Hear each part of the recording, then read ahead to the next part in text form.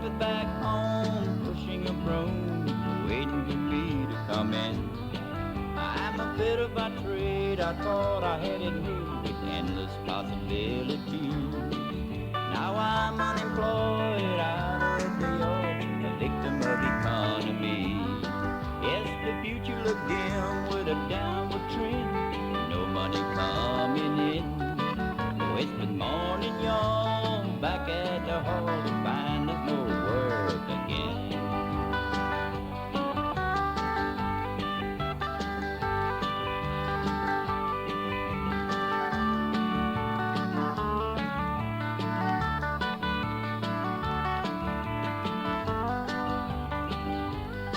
Well, I turn on the TV for a possibility of hearing things on the news. Well, all you hear is layoff and rip-off and President Ford with the blues.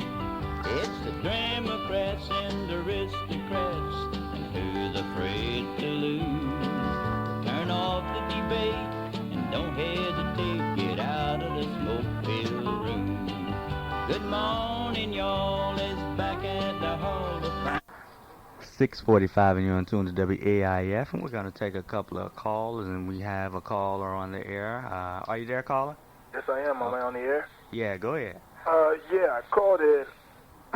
Sorry, I called in a little while ago to tell you you had a speaker. Yeah.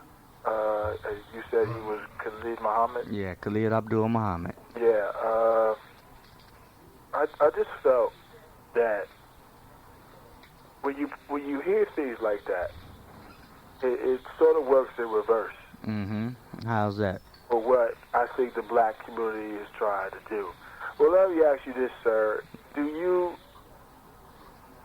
feel the same way that Mr. Muhammad does? In what respect? In his view toward white people? I view white folks as the song I just played, which was Nature of the Threat by Ras Kass, as just that, a threat to us. The Europeans are a threat to African people in this country, and I believe that every last one of them in this country are racist. I wouldn't go so far as to call every last one of them a devil, but for the majority of Europeans in this country and in this city especially, they don't do anything to work towards the elimination of racism. None of them, as far as I can see, have engaged in any anti-racist struggle. So I can't say anything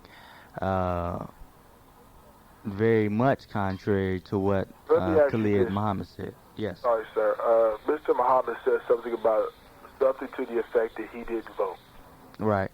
And I sort of took offense to that because I felt that, and I'm a black man myself, I feel that, basically blacks live in the system, democracy. It's a game. It's not a democracy. Well, that's what it's labeled. Yeah, it's basically a claim. We're playing the game, and you could say that's the game that the white man made. Mm-hmm. I just feel that, to some degree, blacks may be making some strides, and to continue making those strides, we have to not only play the game, but get better at it. And I just think that... Well, that's the problem. Let me finish, sir. Go ahead. I just feel that, when you play things like that, it seems the wrong message. Blacks not to vote, well, it just takes away...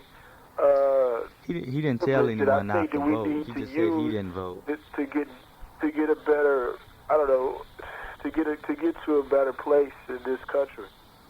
Well, he didn't tell anyone not to vote. He said he didn't vote, and he said why he didn't vote. That's his prerogative. That's why those people who wanted the right to vote did what they did. They wanted the right to vote or not vote. You have a leader who says that he does or does not exercise a right. He can.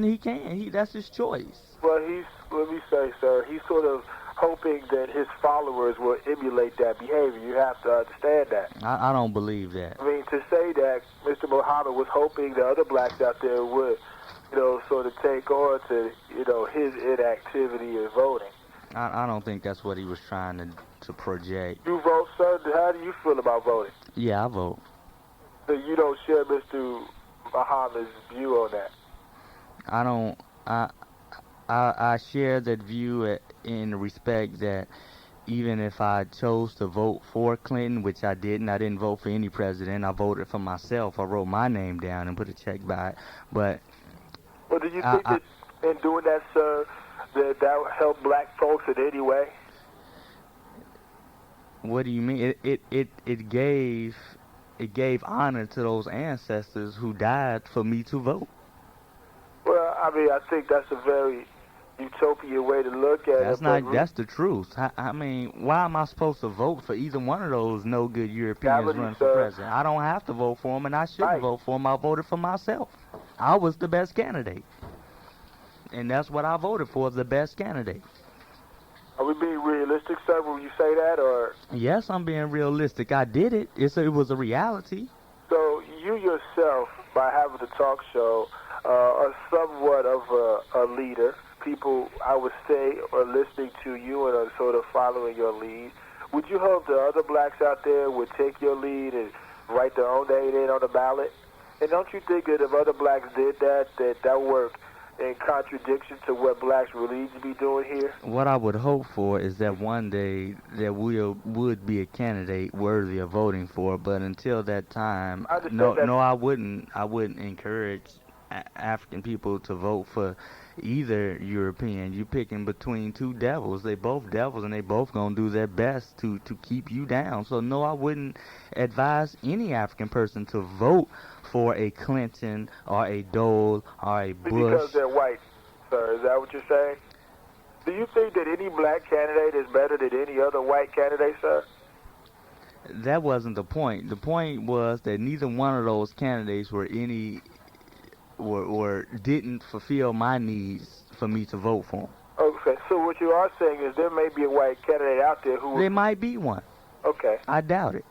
Okay. Well, in saying that there might be one, that sort of flies in the face of what Mr. Muhammad was saying about all white folks being devils, and you thinking that all white folks are racist. He said all white folks are racist, and there might be. I said might. I didn't say there was one. I said there might be. Okay. Well, sir, that's all the questions I had. Well, there was one more thing, sir. Go ahead. You know, like I say, and I don't want to really talk too much on this. I just think that it's sending the wrong message to the black community. Personally, I feel that blacks need more political participation. Mm-hmm. I think that that's the only way blacks are African Americans, whatever semantic name you want to give them. That's the only way. Africans, that's what we are. Go ahead. Okay, Africans, I'll take that, sir. That's the only way we're ever going to get more of a political and economic and social voice in this country. And I just think that when you play things like Mr. Muhammad, it just sends the wrong message. And you know, one thing he does is he rallies the spirit. He's a very good speaker, especially for blacks. He says a lot of sort of out there things, and black folks like to hear that, but I don't think there's a lot of substance behind what he's saying. Okay. And, you know, I just think that I would hope that you would pray other things, and that's all. Thank you. All right. Bye. Well, the lines are open, 749-1444, and we have another call. WAIF, you're on the air. Hello. Go ahead. Hey, I just wanted to say something about, comment on that last caller, because basically I am a white person, a European, but I agree with what you were saying with him, because